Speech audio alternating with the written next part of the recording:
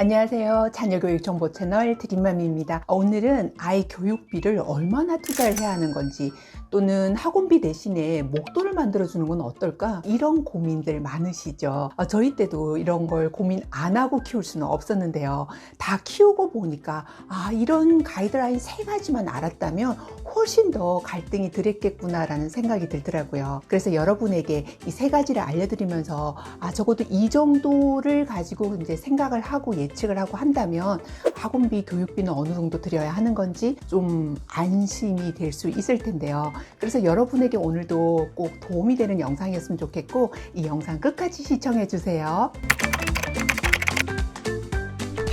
우리가 먼저 아이 교육 예산을 세우기 이전에 우리 노후 대책을 대비하는 것도 함께 세우시라는 거예요. 우리의 노후 대책이라는 게 뭐 벌써부터라고 하시겠지만, 아이를 대학을 보낼 쯤이 되면 40대 후반이 되거나 50대가 되거든요. 그런데 우리가 아이에게 교육비에 너무 신경을 쓰다가 우리가 자칫 노후 대책에 대해서 대비를 해놓지 않아서 가정에 불화가 일어나기도 하고요. 이건 더 심각한 것은 아이에게도 결국은 굉장한 부담을 준다는 거죠.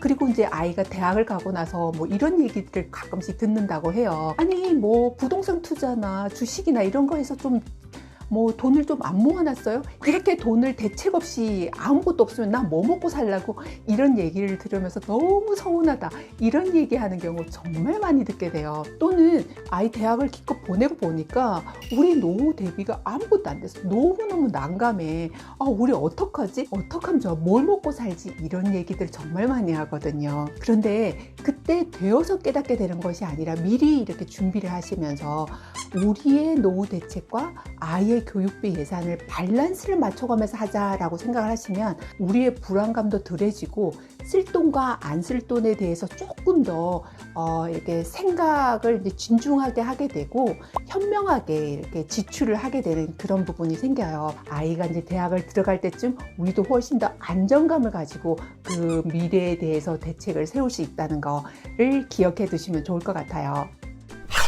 아이가 대학을 졸업할 때쯤에는 취업도 할 수 있고 경제적 자립도 할 수 있도록 그 정도의 공부량은 채워주자. 여기에서 어느 정도 공부가 필요하고 학원비, 교육비가 필요한가에 대한 예산을 좀 짜시면서 현실적으로 접근하는 게 굉장히 필요한 것 같아요. 이런 것들을 해두시면 지금 당장은 고생스럽고 좀 힘들고, 아이가 공부를 안 해도 다독거려줘야 되고 조금 형편이 빠듯한데도 학원 하나 보내야 되고 이런 상황이 생길 수가 있잖아요.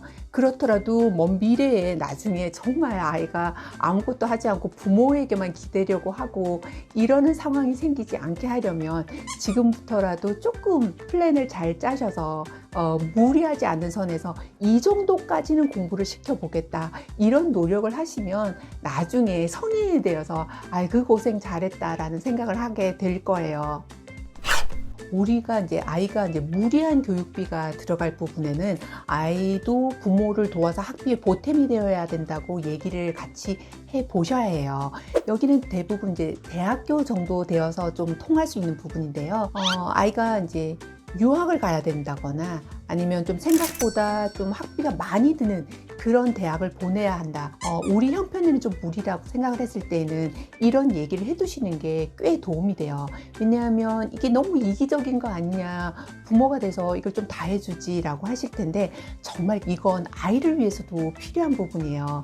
그래서 이걸 이제 저희도 얘기를 해서 방학 되면 인턴이나 아니면 강의나 아르바이트를 통해서 벌어온 부분을 학비에 보태고 이렇게 되면서 자신이 번 돈을 가지고 하니까 아깝잖아요.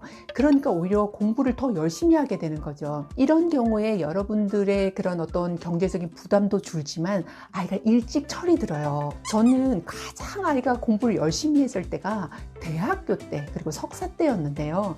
이런 이제 얘기를 하면서 아이가 같이 부담을 하다 보니 자기가 어떻게 해서 이렇게 자기가 공부를 하게 되는데 라는 생각을 하게 되면서 의외로 대학 때는 중고등학교 때보다 더 열심히 해. 그래서 불안했던 부분이 없고 오히려 정말 다행이다. 여러분에게도 정말 강추해드리고 싶더라고요.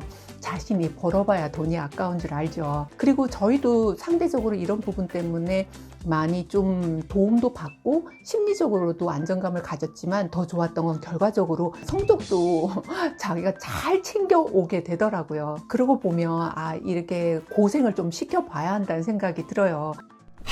여러분들이 이런저런 아이를 키우다 보면 고민되는 부분 많으실 거예요. 그 중에서도 가장 이렇게 문제되는 부분이 교육비 지출인데요.